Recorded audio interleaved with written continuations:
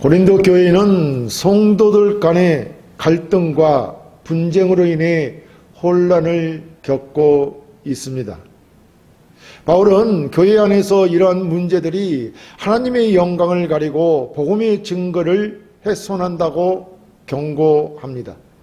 고린도 교회의 성도들 간 문제들이 오늘날 우리의 교회와 공동체 안에서도 얼마든지 이런 비슷한 문제들을 겪을 수 있다는 것을 우리는 알아야 합니다. 오늘 우리가 보게 될 고린도전서 6장은 교회 내에서 발생한 성도들 간의 법정 문제를 다투고 있습니다.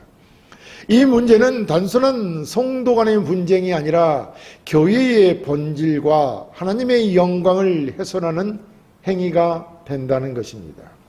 현대사회에서는 교회 안에 세속화가 가속되어 더욱 복잡한 성도 간의 분쟁이 발생할 수도 있다는 것을 우리는 잘 알고 있습니다.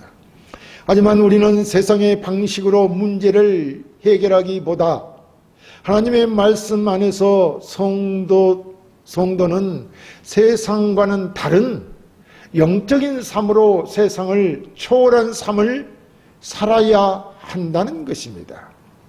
우리는 이 세상에 살고 있으면서도 하나님 나라의 백성들이기 때문입니다. 그러므로 우리는 이 세상의 법을 초월한 하나님의 법에 따라 살아야 하는 것입니다. 그렇다고 해서 이 세상 법을 무시하자는 것이 아닙니다. 하나님 법 안에 우리가 살게 되면 이 세상 법이 없어도 우리는 넉넉히 이 세상을 이기며 살 수 있다는 것입니다. 그러므로 우리가 어떠한 마음의 자세를 가지고 어떻게 이 세상을 살아가야 하는가 하는 것은 매우 중요한 일입니다. 그러므로 우리는 오늘 이런 상황에서 어떤 태도를 가져야 하는가? 이 바울의 가르침을 통해 하나님의 뜻을 배우고 실천하는 삶을 살도록 배우기를 원합니다. 첫째, 성도는 세상의 법정을 의지하지 말아야 합니다. 본문 1, 3절에 너희 중에 누가 다른 이와 더불어 다툼이 있는데 구태여 불의한 자들 앞에서 고발하고 성도 앞에서 하지 아니하느냐? 성도가 세상을 판단할 것을 너희가 알지 못하느냐? 세상도 너희에게 판단을 받겠거든 지극히 작은 일 판단하기를 감당하지 못하겠느냐? 우리가 천사를 판단할 것을 너희가 알지 못하느냐? 그러하거든 하물며 세상 일이랴 라고 했습니다. 여기서 불의한 자들이란 하나님을 부인하는 세상의 재판관들을 말합니다. 사실 세상의 재판관들의 모든 재판 자체가 완전히 거짓되다는 말이 아닙니다. 절대 그런 말이 아닙니다. 세상의 법정은 인간의 논리와 기준으로 작동하기 때문에 하나님의 의의를 이해하지 못한다는 의미에서 하는 말입니다. 당시 고린도가 속해 있는 그리스는 소송을 좋아하는 민족이었습니다. 그리스 민족들이 소송을 좋아했다는 것입니다. 그래서 저들은 그리스 세계의 각 도시마다 그리스에 있는 세계의 각 도시마다 법정이 있었고 그곳에는 수백 명의 배심원들이 있었습니다. 고린도 지방에도 그런 법정과 배심원들이 있었을 것이며 또 고린도 교인들도 그러한 세상 법정에서 같은 교인들끼리 어떤 문제의 시시비비를 가리고자 소송을 하였을 것입니다. 그러나 바울이 볼 때 거룩하신 하나님의 백성이라 불리는 성도의 문제를 하나님을 알지 못하는 불의한 세상 사람들의 법정에까지 들고 가는 것은 매우 답답한 일이었습니다. 당시 유대인들까지도 자신들의 문제를 세상 법정으로 끌고 가 해결하려고 하지 않았습니다. 저들은 유대교의 장로로 구성된 공회 앞으로 가 그곳에서 해결하려고 하였던 것입니다. 그런데 고린도의 이 교회의 성도들이 복음의 역사 속에서 새 이스라엘로 부름을 받았음에도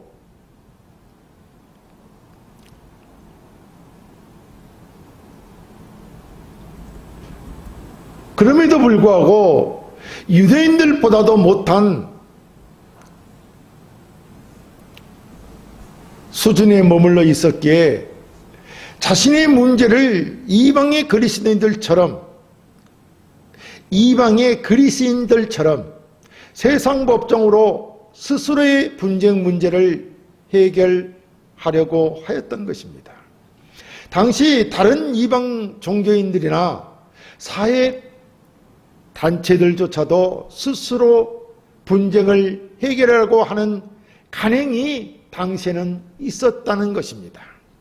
이런 성도들의 행위는 참으로 그렇기 때문에 부끄러운 일이 아닐 수 없었던 것입니다.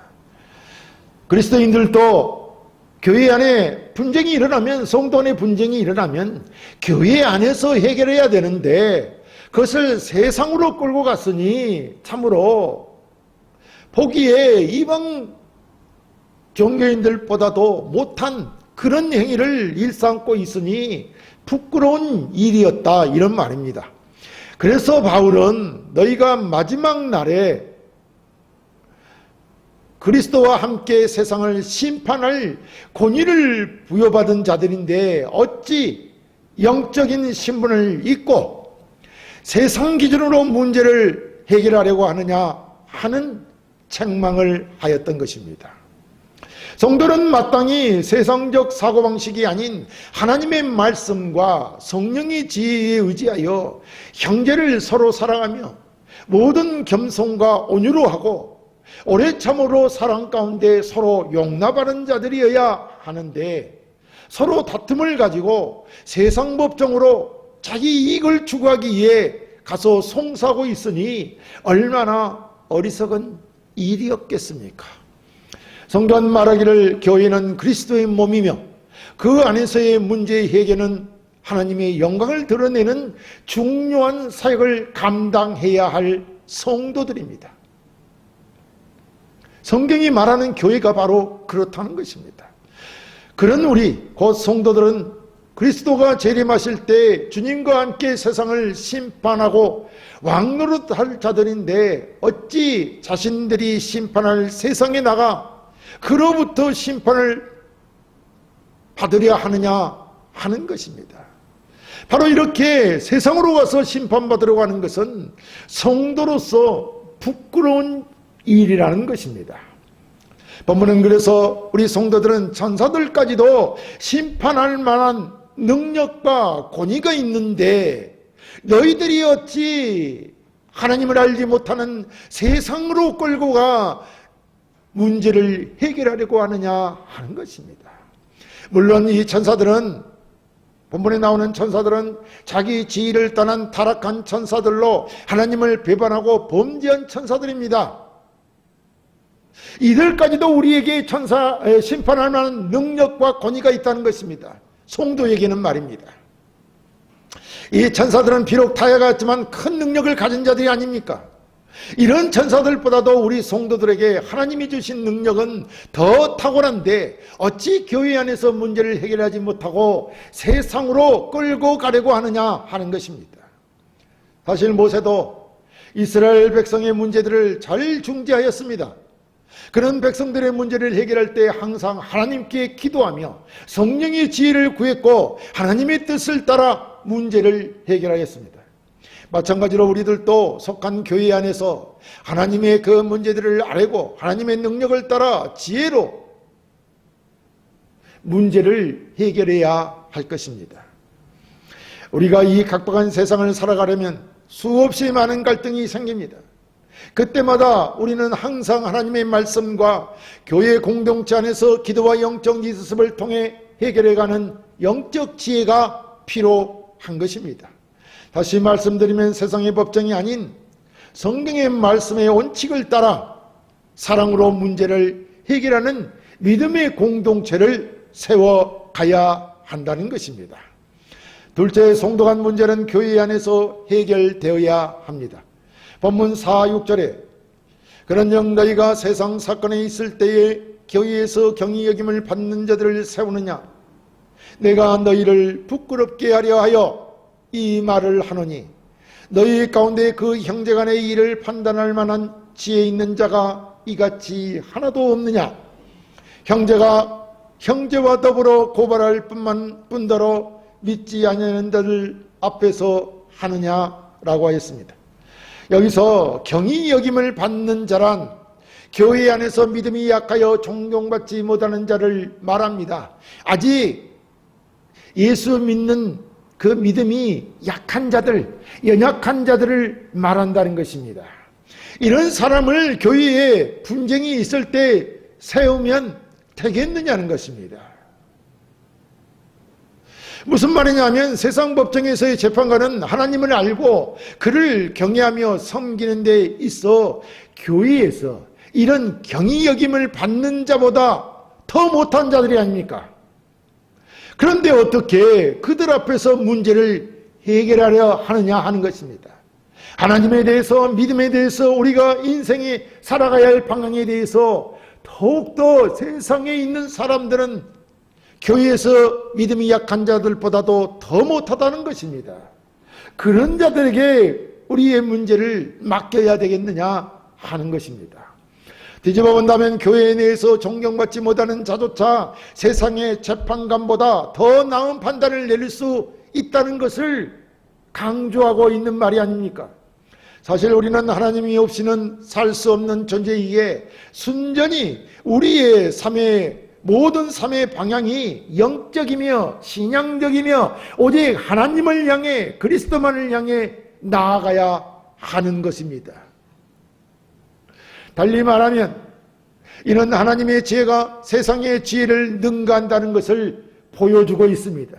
그러므로 우리는 앞만 보고 하나님만 바라보고 주 예수 그리스도만 바라보고 나아가야 한다는 것입니다. 바울의 이 말씀은 우리가 소송 문제를 법정으로 끌고 가서 해결하려고 하는 것은 교회에서 경히 여김을 받는 자를 세워 해결하는 것보다 결코 나은 것이 없다는 것입니다. 그래서 바울이 이 말을 하는 것은 너희가 법정에서, 세상 법정에서 문제를 해결하려고 하는 것을 부끄럽게 여기도록 하기 이함이라고 하는 것입니다.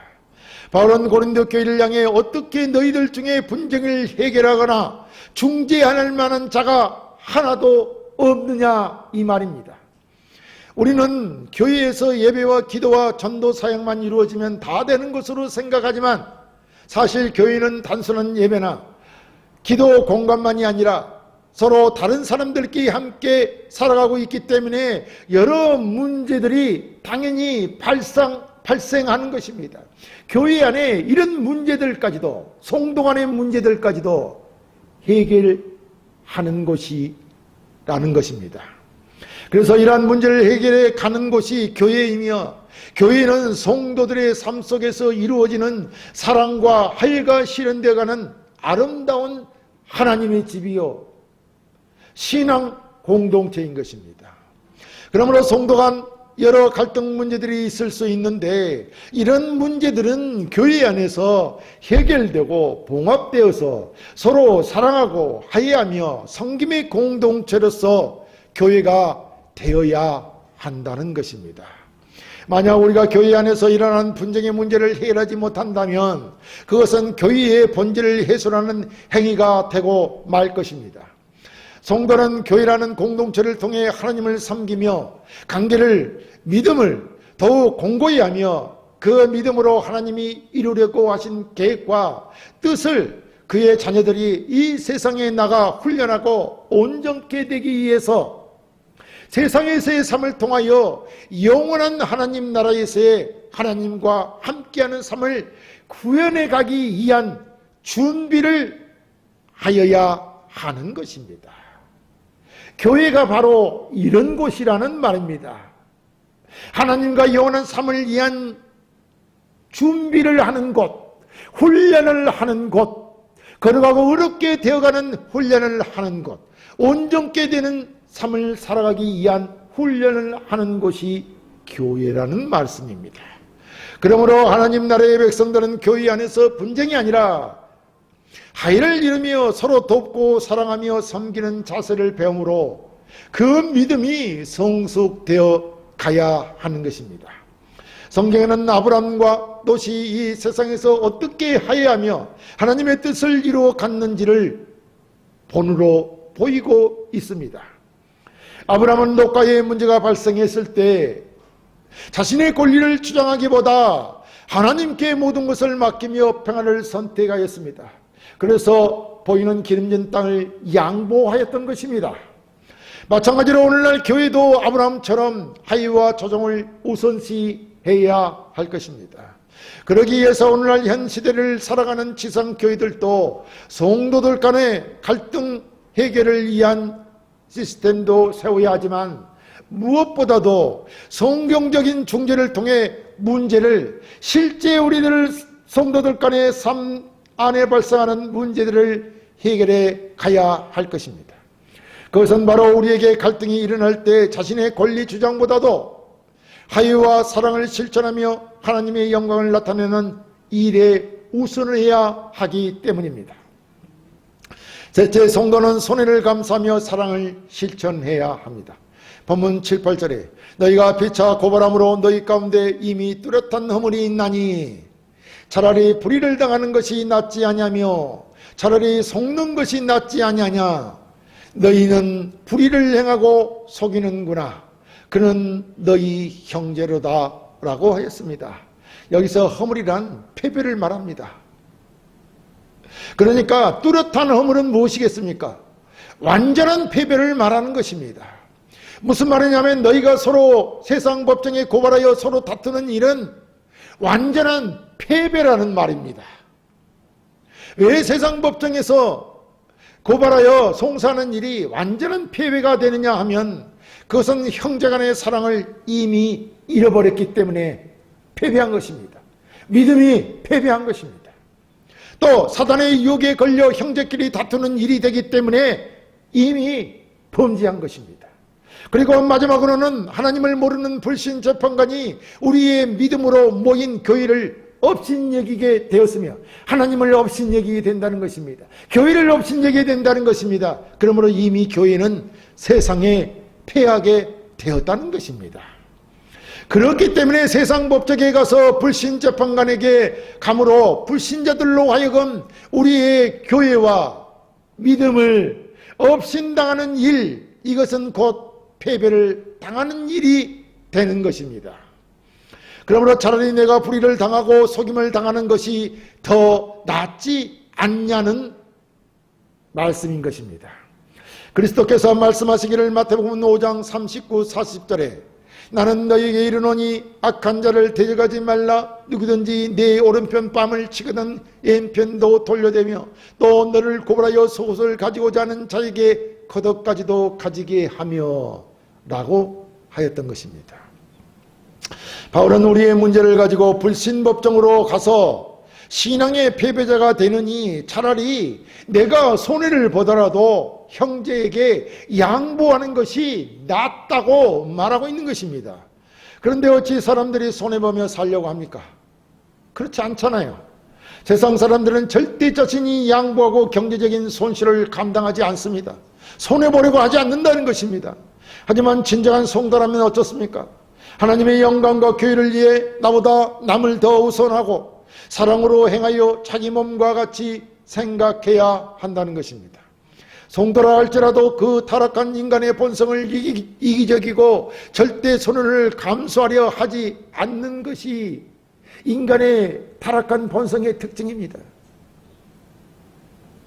그래서 고린도 교회 안에서도 벌어진 송사 사건은 형제들, 저 교인들 사이의 경제적인 이해관계 때문이었던 것입니다. 서로 사랑을 실천하고 서로 높여줘야 할 성도들이 오히려 상대방에게 불의한 일과 속이는 일을 장한 것을 보면 그들이 육신에 속하여 신령한 것을 분별치 못하고 물질주의와 이기주의로 살았음을 알 수 있습니다. 그래서 성도라 하더라도 믿음이 약하면 넘어지기 쉽기 때문에 이기적인 욕심과 탐욕이 발동하여 형제들에게 불의를 행하고 속이게 되는 일들이 생기는 것입니다. 사실 성도들의 이러한 행위, 곧 탐욕과 이기심으로 행동하는 것은 복음의 가치를 부정하는 행위인 것입니다. 바울은 성도들이 세상적 승리를 추구하기보다 예수님처럼 손해를 감수하며 화해와 용서를 선택하라고 지금 권면하고 있는 것입니다. 누구든지 자신의 손해를 감수하는 것은 약함이 아니라, 내가 손해를 보는 것은 내가 약함이 아니라 그리스도의 사랑을 드러내는 강한 믿음의 행위라는 것입니다. 예수님은 제자들의 발을 씻기며 성김과 희생의 본을 보이셨습니다. 이는 성도가 손해를 감수하며 사랑과 화해를 실천해야 함을 보여주고 있는 것입니다. 우리는 갈등 속에서 자신의 권리를 내려놓고 상대방을 용서하며 화해를 이루는 삶을 실천해야 할 것입니다. 자신의 권리와 이익을 내려놓고 개인적인 손해를 감수하면서도 하나님의 사랑을 드러내는 것은 분명히 어려운 일에 틀림이 없지만, 그러나 이것이야말로 진정 성도다운 삶이 아니겠습니까? 자기를 희생하는 삶, 온수까지도 사랑하는 삶, 섬기는 삶, 이것이 진정한 성도의 삶이라는 것입니다. 사랑하는 성도 여러분, 성도 간의 분쟁이 있을 때에는 세상의 판단에 의존하지 않고 하나님의 지혜로 문제를 해결해야 함을 우리는 명심해야 할 것입니다. 성도 간의 갈등 문제는 하나님의 말씀과 믿음 안에서, 곧 교회 안에서 해결되어야 한다는 것입니다. 그리고 그 문제의 해결은 바로 자신이 먼저 손해를 감수하게 하는 것이 되어야 하고, 또 하나님의 영광을 위한 사랑과 용서를 실천하는 삶이 되어야 할 것입니다. 교회 안에서 누구보다도 내가 먼저 복음에 합당한 삶을 살아가므로 이 세상의 빛과 성으로 사는 자들이 우리 모두가 되어야 할 것입니다. 이러한 은혜가 여러분에게 있기를 주의 이름으로 축원합니다.